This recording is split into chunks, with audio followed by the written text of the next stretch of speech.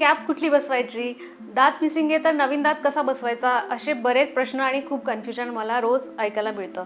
तर मी आज तुम्हाला कुठल्या कुठल्या कॅप बसवायच्या असतात किंवा दात नवीन बसवण्यासाठी काय ऑप्शन्स आहेत हे आपण आज जाणून घेऊ. सगळ्यात आधी सिंगल दात ज्याची रूट कॅनल ट्रीटमेंट झालेली आहे किंवा एखाद्या दातामध्ये साईडने अन्नकण अडकत असतील तर अशा वेळी सिंगल कॅप जेव्हा बसवायची असते तर त्याच्यासाठी मेटल कॅप, सिरामिक म्हणजे PFM कॅप किंवा झिर्कोनिया कॅप हे ऑप्शन्स आहेत. त्यातल्या त्यात जर तो दात समोरचा असेल आपल्याला दिसण्यासाठी तो महत्त्वाचा आहे, त्यामुळे पोर्सिलिन विनियर म्हणजे पार्शियल कॅप आपण त्यातला लावू शकतो. आता त्याचसोबत जर दात मिसिंग आहे, जर काही कारणास्तव आधी आपला दात काढला गेला असेल तर तिथे दात बसवण्यासाठी ब्रिज म्हणजे फिक्स दात बसवण्यासाठी ब्रिज किंवा इम्प्लांट हे दोन ऑप्शन असतात. ब्रिज म्हणजे आपण जेव्हा शेजारचे दात यूज करून त्यावरही कॅप ठेवतो आणि मधला दात रिप्लेस करतो त्याला ब्रिज म्हणतात.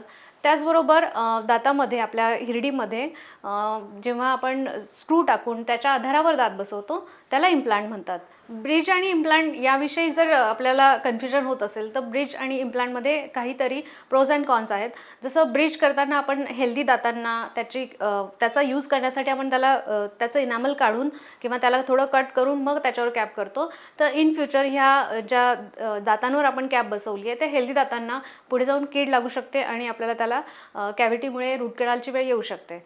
त्याचप्रमाणे इम्प्लांटमध्ये जर आपल्याला बोन कमी असेल किंवा सिस्टमिक डिसीजेस असतील, जसं की अनकंट्रोल डायबिटीस आहे, शुगर कंट्रोलमध्ये नसेल तर मग आपल्याला इम्प्लांट करता येत नाही. तर तुमच्या केसमध्ये जो ऑप्शन सुटेबल आहे तो तुमच्या डॉक्टरांशी तुम्ही डिस्कस करून त्याप्रमाणे दात बसवू शकता. काही आजी आजोबांना आपण बघतो ज्यांच्यामध्ये मल्टिपल दात नाही आहेत. खूप दात जर नसतील तर त्याच्यासाठी आपल्याला वेगळ्या प्रकारे दात बसवता येतात, ज्याच्यामध्ये रिमूव्हेबल आणि फिक्स असे दोन ऑप्शन आहेत.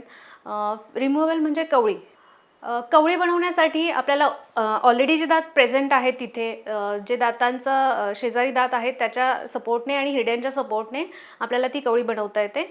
आणि त्याच्यामध्येही वेगवेगळे प्रकार असतात, जसं की फ्लेक्झिबल डेंचर हा एक बेटर ऑप्शन आहे, ज्याच्यामध्ये थोडंसं सॉफ्ट मटेरियल यूज होतं आणि त्याचं बेटर अडॅप्टेबिलिटी असते आपल्या तोंडामध्ये, त्यामुळे कवळीचा एक ऑप्शन आहे. त्याचप्रमाणे जेव्हा मल्टिपल दात आपल्याला फिक्स पद्धतीने बसवायचे असतात तेव्हा एकापेक्षा जास्त इम्प्लांट टाकून आपल्या हाडाची लेवल चेक करून त्याप्रमाणे वेगवेगळ्या सायझेसचे इम्प्लांट टाकून किंवा मल्टिपल इम्प्लांट्स टाकून आपण फिक्स दात बसवू शकतो. रिमूव्हेबल दात वापरताना त्याची थोडीशी विशेष काळजी घ्यावी लागते. रोज संध्याकाळी ते दात आपले कवळी पाण्यात ठेवणं, क्लीन ठेवणं आणि सकाळी ब्रश करून व्यवस्थित क्लीन करून मग ते लावणं हे जरा पेशंटसाठी थोडंसं त्रासदायक काम असू शकतं. त्यामुळे बऱ्यापैकी लोकांना आता फिक्स दात हवे असतील तर इम्प्लांट हा एक छान ऑप्शन अवेलेबल आहे.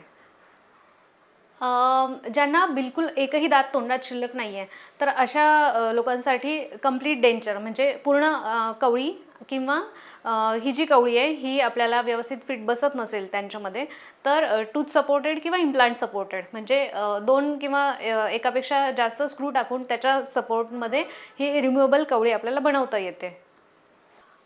आणि कवळीचा दुसरा प्रकार म्हणजे इम्प्लांट सपोर्टेड फिक्स प्रोसेसेस. याच्यामध्ये हे रिमूव्हेबल नाही, हे फिक्स पद्धतीने वरच्या जबड्यात आणि खालच्या जबड्यात 4 किंवा 6 किंवा मल्टिपल इम्प्लांट्स टाकून पूर्णपणे सर्व दातांचा संच त्या पद्धतीने आपल्याला इम्प्लांटच्या साहाय्याने रिप्लेस करता येतो. रिमूव्हेबल डेंचर किंवा कवळीच्या पद्धतीने जेव्हा आपण दात बसवतो त्याच्यामध्ये एक दोन पॉईंट्स मला सांगायचे आहेत. तर कवळीच्या साहाय्याने बसवण्यासाठी आपल्याला फ्लेक्झिबल डेंचर, बेसिक जे डेंचर आहे ॲक्रेलिक ते डेंचर हा एक ऑप्शन आहे. त्याच्यानंतर फ्लेक्झिबल डेंचर किंवा मेटल रिइन्फोर्स ज्याच्यामध्ये थोडं मेटल यूज करून बेटर अडॅप्टेबिलिटी आणि शेजारच्या दातांचा बेटर सपोर्ट घेऊन आपल्याला ते बसवता येतं. कवळीच्या साहाय्याने बसवणाऱ्या दातांमध्ये रिमूव्हेबल डेंचर जे आहे तर त्याच्यामध्ये आपल्याला रेग्युलर जे बनवतो त्याप्रमाणे ॲक्रेलिक डेंचर किंवा फ्लेक्झिबल डेंचर. फ्लेक्झिबल डेंचर हे त्यातल्या त्यात थोडं सॉफ्ट आणि रबरसारखं असतं, जे बेटर पेशंटला अडॅप्ट व्हायला लवकर इझी होऊन जातं. आणि तिसरं म्हणजे मेटल रिइन्फोर्स्ड ज्याच्यामध्ये मेटलचा वापर केला जातो कवळीमध्ये आणि शेजारचे जे दातांचं स्ट्रक्चर आहे त्याचा वापर करून आपल्याला जास्त चांगल्या पद्धतीची कवळी बनवता येते. तर एक सिंगल दात मिसिंग आहे आणि मला तो नाहीच बसवला तर काय होईल असंही आपल्याला असं वाटू शकतं, परंतु मिसिंग दातांचे वेगवेगळे कॉन्सिक्वेन्सेस असतात, ज्याचा एक स्पेशल व्हिडिओ मी नंतर बनवणार आहे, तोही तुम्ही नक्की बघा आणि जे काही मी ऑप्शन सांगितले त्याचा वापर करून आपले जे मिसिंग दात आहेत ते बसवून घ्या.